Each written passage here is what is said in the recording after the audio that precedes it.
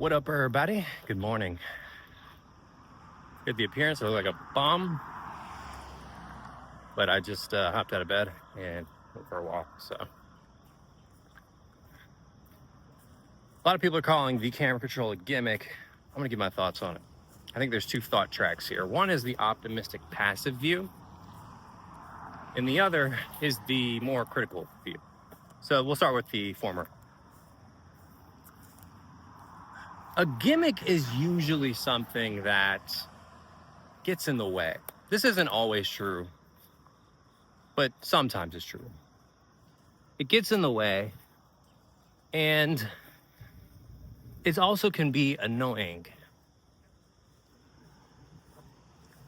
The camera control is placed in a way such that you wouldn't even know it were there if Apple didn't tell you about it. Let me explain.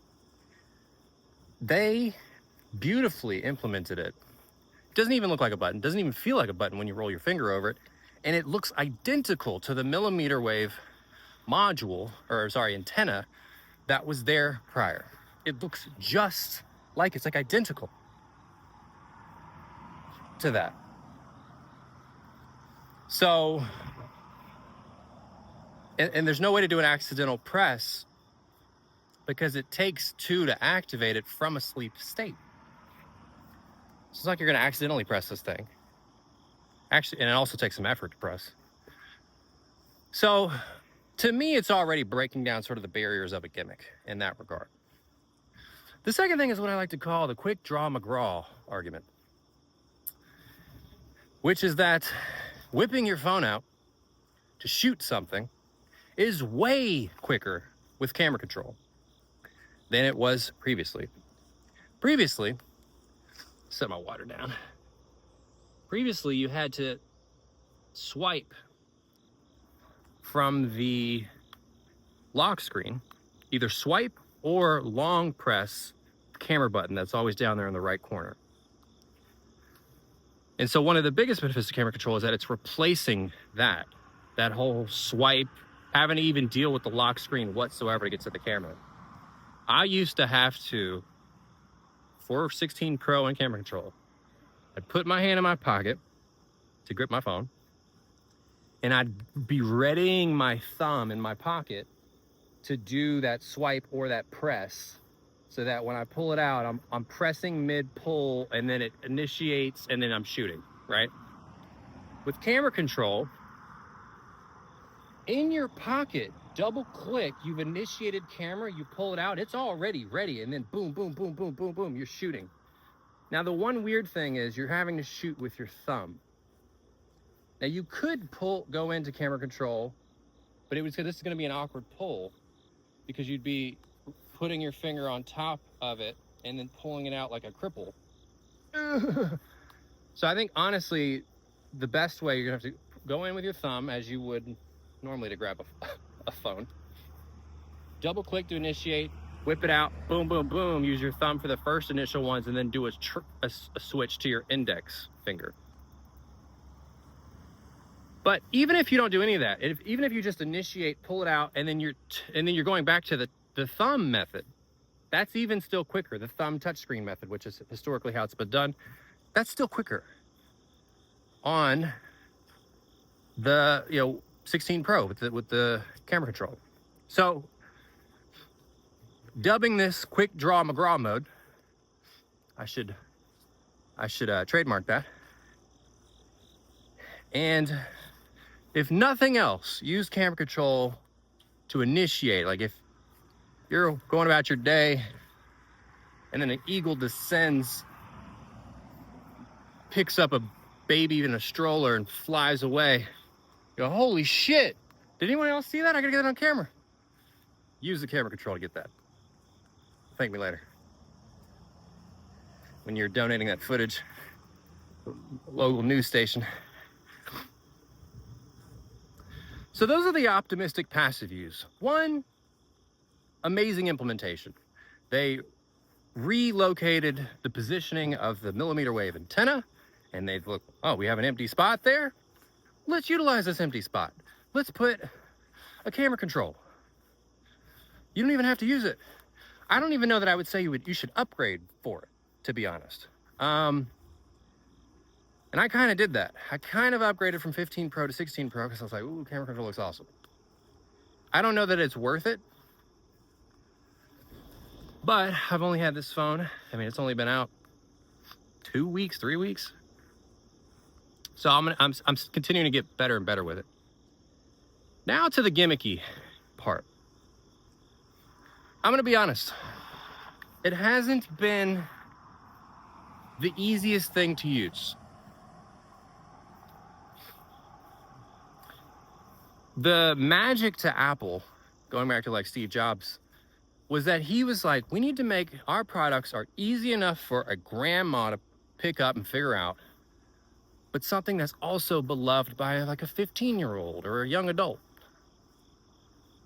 And that's a hard thing to achieve. Something that's easy enough for a grandma, but something that's beloved by young adults. I think camera control misses the mark on that, and let me break down why.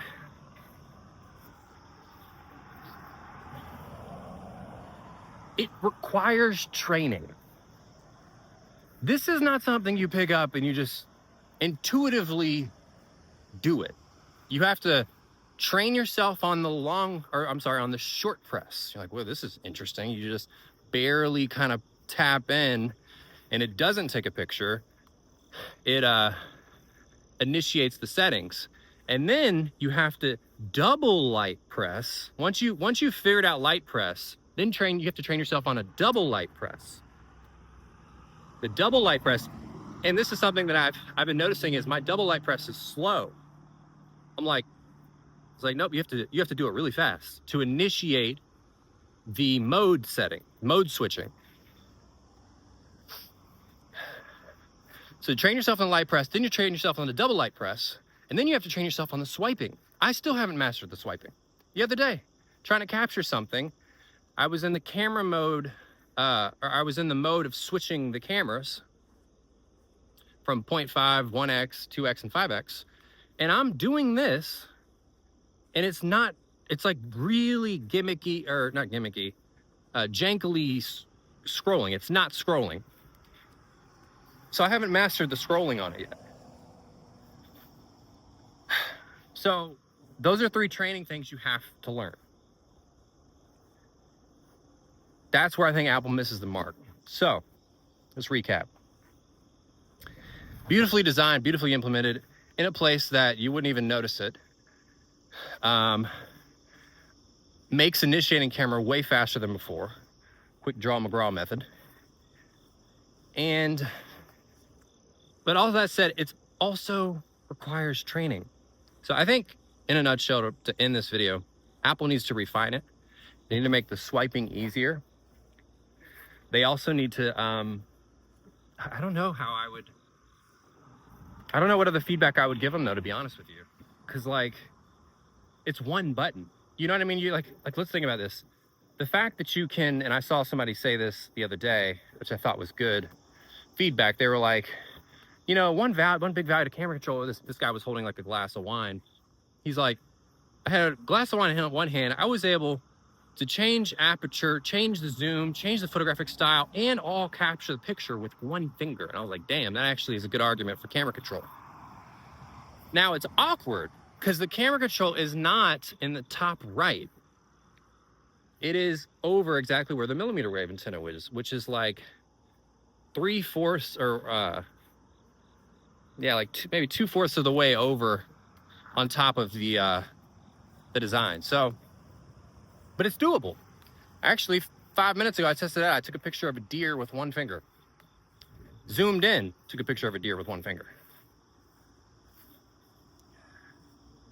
But now that I think about it, you could already do that. You could, with one finger, with just your thumb, you could zoom in and then take a picture. So, yeah, you know, that's the thing, is how much more useful is this over just using your thumb and the touchscreen button? There's the one-handed argument. Changing the photographic styles and all of that, I think, is probably the key, because zooming was already really easy to do. Apple made that really easy to do before.